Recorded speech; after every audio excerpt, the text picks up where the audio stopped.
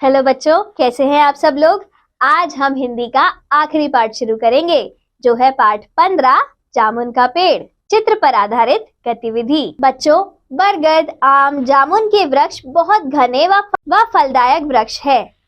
गर्मियों के दिनों में इन वृक्षों की छाया में बैठने से बहुत राहत मिलती है। क्या आप कभी इन वृक्षों की छाया में बैठे हैं? आपके घर के पास के पार्क में कौन कौन से छायादार वृक्ष लगे हुए हैं, उनके नाम बताइए। पाठ प्रवेश। जामुन का पेड़ प्रसिद्ध कथाकार कृष्णचंद्र जी द्वारा लिखी गई एक हास्य व्यंग रचना है। इस कहानी में उन्होंने आज के सरकारी महकमे तथा उनकी कार्यशैली पर करारा व्यंग किया है। आइए शुरू करते हैं। रात को जोर का झक्कड़ चला। सेक्रेटेरिएट के लॉन पर पेड़ गिर पड़ा। सुबह माली ने देखा तो उसे पता चला कि पेड़ के नीचे एक आदमी दबा पड़ा है। शब्द वाटिका, लॉन, वार्ड, बगीचा, गार्डन। माली दौड़कर चपरासी के पास गया। चपरासी दौड़कर क्लर्क के पास गया। क्लर्क दौड़कर सुपरिटेंडेंट के पास गया तो सभी लॉन में आ गए। मिनटों में गिरे हुए पेड़ के नीचे दबे हुए आदमी के चारों ओर भीड़ इकट्ठी हो गई। बेचारा जामुन का पेड़ कितना फलदार था, एक क्लर्क बोला, और इसकी जामुन कितनी रसीली होती थी, दूसरा क्लर्क याद करते हुए बोला। मैं इसकी फल झोली भरकर ले जाता था, मेरे बच्चे इसकी जामुन कितनी खुशी से खाते थे, तीसरा क्लर्क रुआसा होकर बोला। मगर यह आदमी, माली ने दबे हुए आदमी की ओर इशारा किया। हाँ, यह आदमी, सुपरिटेंडेंट सोच में पड़ गया। पता नहीं जिंदा है कि मर गया। मर गया होगा, जिसकी पीठ पर इतना भारी पेड़ गिरा, वह कैसे बच सकता है। नहीं, मैं जिंदा हूँ, दबा हुआ आदमी कराह कर बोला। जिंदा है, यह क्लर्क ने ताज्जुब से कहा। पेड़ को हटाकर इसे जल्दी निकाल लेना चाहिए, माली ने सुझाव दिया। मुश्किल है, माली बोला। बस सुपरिटेंडेंट साहब हुक्म दे, हम सभी मिलकर इस आदमी को निकाल सकते हैं। हाँ, हम लोग तैयार हैं, सभी मिलकर बोले। ठहरो, तभी सुपरिटेंडेंट बोला। मुझे अंडर सेक्रेटरी से पूछना पड़ेगा। सुपरिटेंडेंट अंडर सेक्रेटरी के पास गया। अंडर सेक्रेटरी डिप्टी सेक्रेटरी के पास गया। डिप्टी सेक्रेटरी चीफ सेक्रेटरी के पास गया। कोई कुछ कहता, कोई कुछ कहता, फाइल चलती रही। इसी में आधा दिन बीत गया। दोपहर के खाने पर दबे आदमी चारों ओर बहुत भीड़ जमा हो गई थी। लोग तरह तरह की बातें कर रहे थे। तभी सुपरिटेंडेंट फाइल लिए भागा आया और बोला, हम लोग खुद इस पेड़ को नहीं हटा सकते हैं, हम लोग व्यापार विभाग के हैं और यह पेड़ कृषि विभाग के अधीन है। मैं इस फाइल को अर्जेंट मार्क करके कृषि विभाग में भेज रहा हूँ। वहां से उत्तर आते ही इस पेड़ को हटवा दिया जाएगा। दूसरे दिन कृषि विभाग को गुस्सा आ गया। उन्होंने फाइल व्यापार विभाग के पास वापस भेज दी कि यह समस्या सुलझाना उन्हीं लोगों की जिम्मेदारी है, हम लोगों की नहीं। दूसरे दिन भी फाइल चलती रही।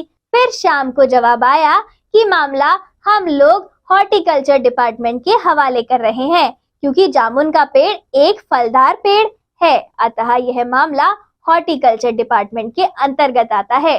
रात को माली ने दबे हुए आदमी को दाल भात खिलाया, जबकि उसके चारों तरफ पुलिस का पहरा था। लेकिन एक पुलिस कांस्टेबल को दया आ गई, सो उसने दबे हुए आदमी को खाना खिलाने की इजाजत दे दी। माली ने आदमी से कहा, तुम्हारी फाइल चल रही है, उम्मीद है कल तक फैसला हो जाएगा। दबा हुआ आदमी कुछ न बोला। तीसरे दिन हॉर्टिकल्चर डिपार्टमेंट से बड़ा व्यंग्यपूर्ण जवाब आया।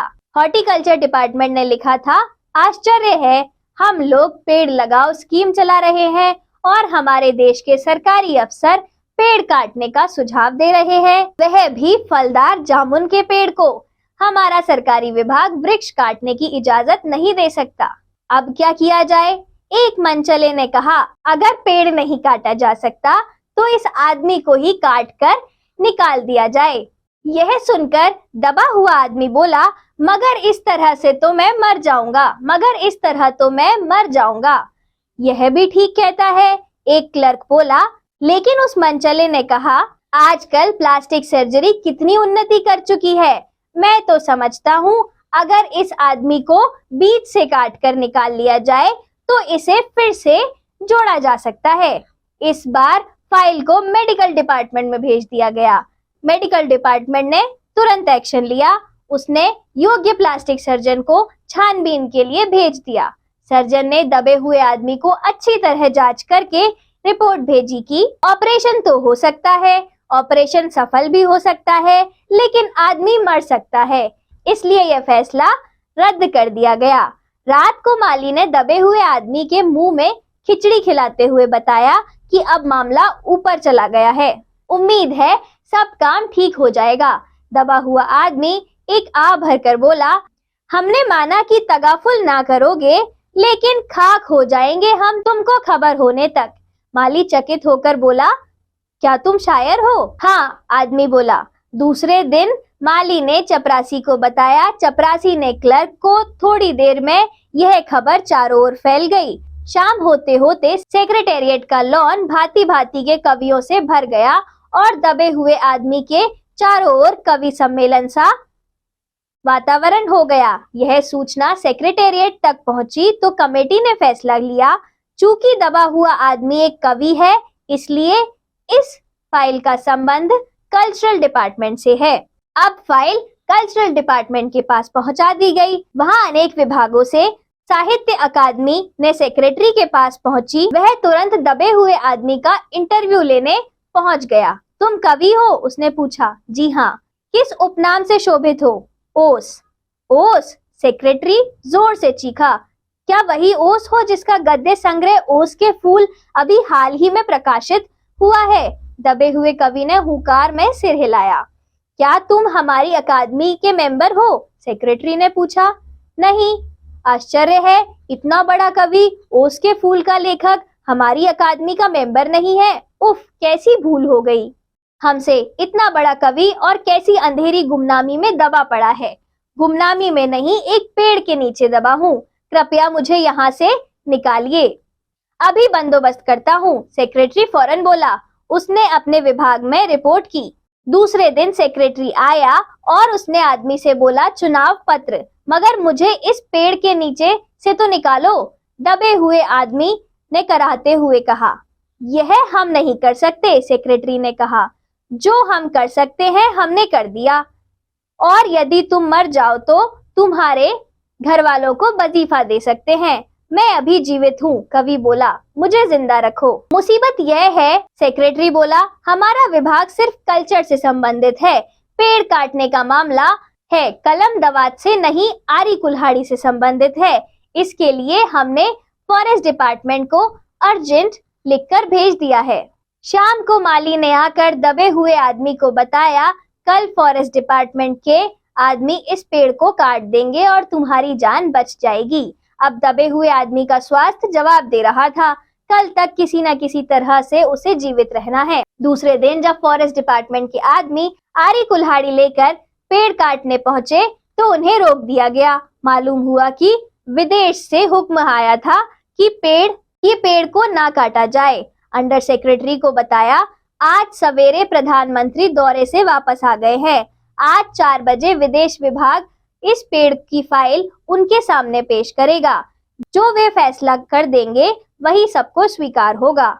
शाम के 5 बजे स्वयं सुप्रिंटेंडेंट कवि की फाइल उसके पास लेकर पहुंचा और खुशी से चिल्लाया, सुनते हो, प्रधानमंत्री ने इस पेड़ को काटने का हुक्म दे दिया है। कल यह पेड़ काट दिया जाएगा और तुम संकट से छुटकारा हासिल कर लोगे। सुनते हो, आज तुम्हारी फाइल पूर्ण हो गई है। मगर कवि का हाथ ठंडा था। आंखों की पुतलियां निर्जीव और चींटियों की लंबी पात उसके मुंह में जा रही थी। उसके जीवन की फाइल पूर्ण हो चुकी थी। आइए अब इस पाठ की शब्द वाटिका देख लेते हैं।